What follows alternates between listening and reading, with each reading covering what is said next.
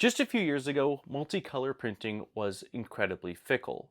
But thanks to advancements in both software and hardware, there are now solid options in just about every price range. While most AMS systems or tool changers are limited to around 4 or 5 spools at a time, add-ons like expansion hubs or Bontech's upcoming index system, which allows for a lot of tool heads in a very compact space, can push that number much higher. The biggest drawback to either approach is space, filament or spool management, and having to keep a massive inventory of different colors of filament. But what if there was a way to print across a wider spectrum of colors without needing dozens of spools? That's exactly what Redu set out to accomplish with OrcaSlicer Full Spectrum, a slicer based on Snapmaker Orca and OrcaSlicer that allows you to create new virtual colors by alternating layers between different filaments. In this video, we'll dive into OrcaSlicer Full Spectrum, take a look at how it works, check out some test prints, and I'll share my overall thoughts based on my time with it so far. So with all that being said, and without further ado, let's get right into today's video.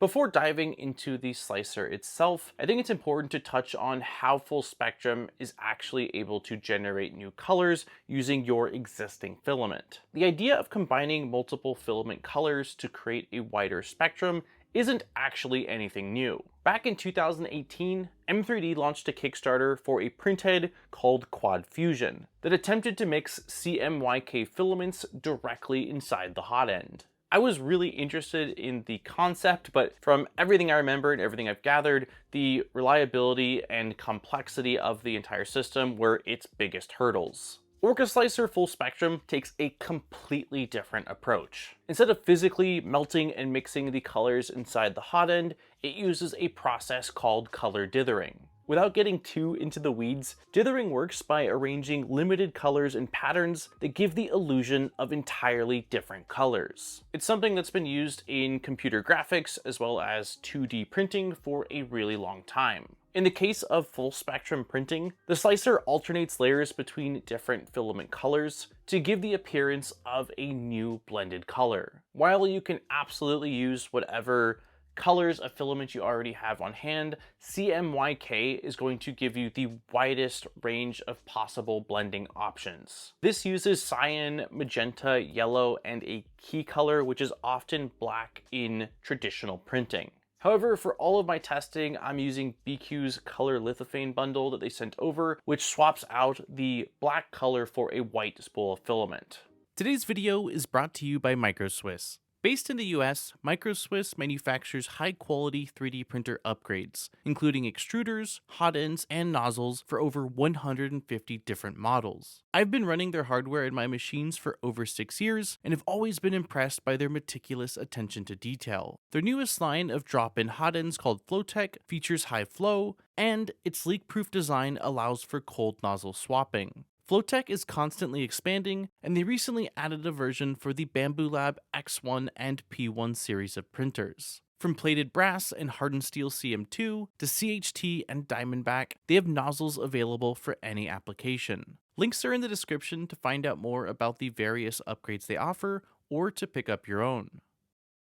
Once the filament arrived, I loaded them all on the Snapmaker U1 and downloaded Full Spectrum OrcaSlicer from the GitHub repo. Since the project is still fairly new, I found there to be very limited amounts of information out there. There's a bit of a write-up on the actual GitHub repo page. There's also a thread I found later on in the Snapmaker Discord. And outside of that, there's just a handful of videos from other content creators and some early testers available on YouTube. After watching a video from WombleyWonders, I decided I was ready to dive into the slicer. The first thing you'll notice when you open up the slicer is a new section on the left sidebar that is titled as Mixed Filaments. Once you've set the colors of the filament loaded into your printer, the slicer automatically generates additional blended color options using those inputs. Each of the mixed filaments contains a color swatch showing you what the output should look like, along with which filaments are being used to create it and what the mixing or dithering ratio is. By default, all of the automatically generated colors are using a 50-50 ratio, but there is a slider that allows you to adjust in one direction or the other, giving you the ability to create completely different shades of colors. Beyond the automatically generated colors, there's also additional tools for creating custom gradients,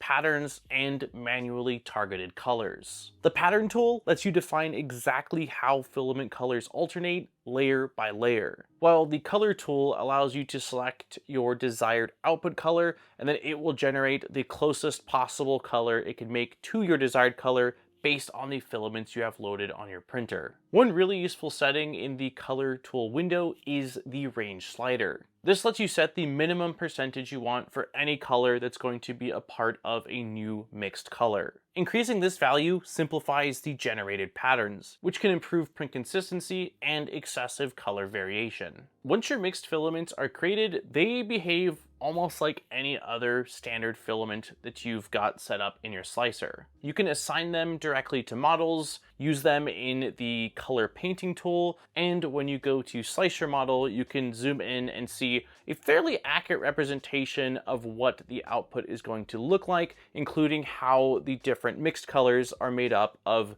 the varying stacked layers of the colors you actually have loaded. The first thing I wanted to do was run a test print to see what the output colors actually look like when they are printed into a physical model versus a digital render. I did some searching and saw a handful of different models, but I really liked the PeggyPalette. This model is set up with 38 color gradient combinations and is a quick way to see which colors you like best and look the cleanest when printed. I saw some mixed information about what the best layer height is to use, as well as some potential ideas on how to use variable layer height to get even better results, but the most common value I saw was 0.08 for your layer height, and that's what I used for all of my test prints. The end result turned out pretty incredible, and while I knew what I was printing prior to doing it, I couldn't help but smile when I picked up this finished test piece that had all of these colors on here that aren't actually loaded on my printer. Also, this first test showed me a couple of things. First, some color combinations blend much more convincingly than others. Second, a simple 50-50 blend of just two different colors seems to give the cleanest results. And finally, the top sort of flat surfaces made the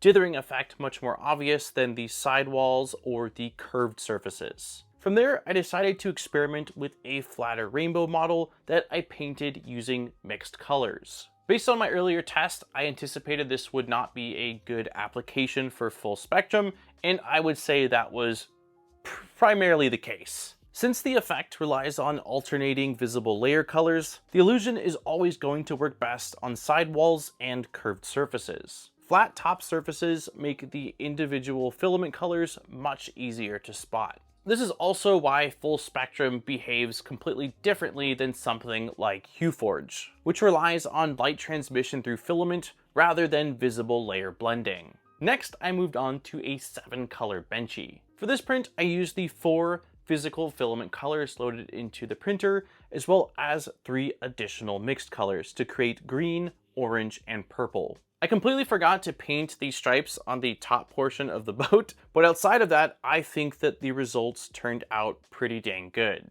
Outside of a little bit of weird inconsistencies with a segment of the extrusion, the mixed filaments are way more convincing than I was expecting. After the Benchy, I wanted to throw something significantly more complicated at the printer. So I found a model of BIQU from Crash Bandicoot and spent the next 30 minutes or so manually painting the entire model in the slicer. This print uses a total of 8 colors, with blue, yellow, and white being the 3 that are not mixed colors. All of the other colors were generated using mixed colors, gradient colors, or pattern colors. Honestly, coming from the simpler prints I had done, I had no idea whether this was going to actually work, but about 24 hours later, I had a finished model sitting on my bed that looks surprisingly good, especially from the distance. Up close though, you can clearly see some of the layered filaments used to generate those new colors. Green and purple, which both used a 50-50 blend, by far look the most convincing, and if I just picked up a part with these colors on there, I'd have no idea that they weren't actually loaded on the printer and were used by blending two different colors. Red also turned out pretty good, although it was something like a 67-33 ratio, and the lips specifically have some overhangs as well as some flat surface where you can more obviously see the two different filaments. The weaker areas are by far the brown and grays, which required mixing 3 and 4 colors to generate those new mixed colors. Even with the 0.08 layer height, those complex blends with so many different colors just become pretty obvious once you get up close. Still, seeing so many colors I didn't have loaded onto the printer in the final print is absolutely wild.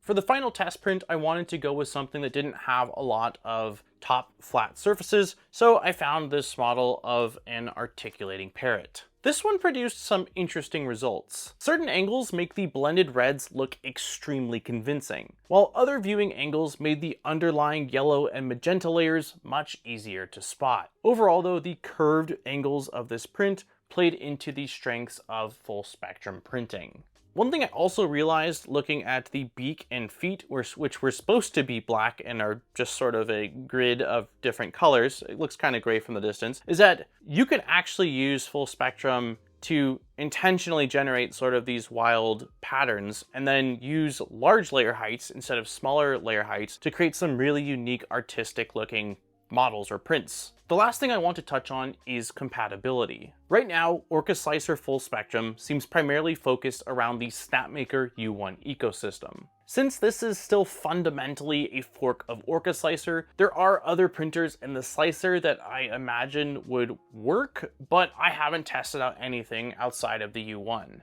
I've also seen some discussion around a similar version that is being implemented in, I think, the latest version of Bamboo Studio, and I believe I even saw something about this maybe getting ported into mainline OrcaSlicer, but I have no official details at this time. That said, I really think that this type of workflow makes the most sense for a true tool changer. Combining extremely fine layer heights with constant filament swaps on a traditional AMS style system would result in extremely long print times and a massive amount of purged waste. Just using this test print as an example, I believe it was 3,000 tool changes. Systems capable of quickly swapping active tools feels much more suited for this type of printing. With projects like Bontex Index coming relatively soon, as well as some other tool changers that have been recently announced, I imagine this sort of color blending is only going to become more popular. Based on my testing, my ideal setup for colors is CMYK, but with both black and white, so a 5 tool head tool changer. The colors that proved to be the most difficult were things like blacks and gray, which if I had both black and white already loaded,